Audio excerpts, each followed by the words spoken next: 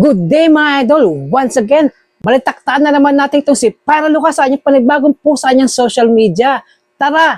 Sa recent post ni Pyra, ginagawa niya issue ang pagbubuts o pagsasayaw ng mga politiko sa stage o sa mga any sorties during campaign man ito o after ng campaign o any sorties na ginagawa ng mga politiko. For me, I have nothing against sa mga pagsasayaw sa mga ganyang class of events kasi tayo mga Pilipino, ang hilig natin kumanta, sumayaw sa any events na nagkatagpo-tagpo tayo ng ating mga friends or whatsoever.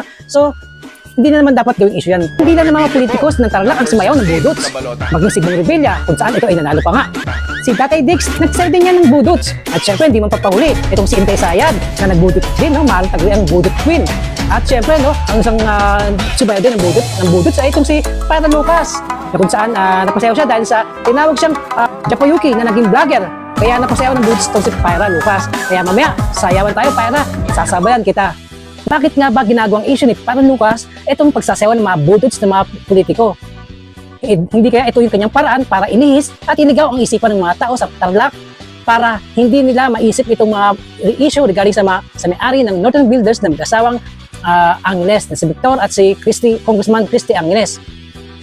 At bakit nga ba hindi sinasagot ng diretsahan nito si Pyra Lucas ang mga issue na pinupol namin sa kanya kung siya ba ay kaibigan at binubusalan ng Angeles ang kanyang bungangan ng pera para manahimik? Bakit nga ba tikom ang bibig ni Pyra Lucas sa Northern Builders sa pag-aari ng mag-asawang Angeles si Victor at si Congressman Christy Angeles? Samantalang sa Blue Ribbon Committee na kung saan chairman si Rodante Marcolecta ay isa sa mga nabanggit niya at top 5 flood control contractors ay itong Northern Builders, pero minsan ay hindi natin narinig sa Pyra Lucas na tinutugsa niya ang Northern Builders ng mga Angeles. Pagtataka, di ba?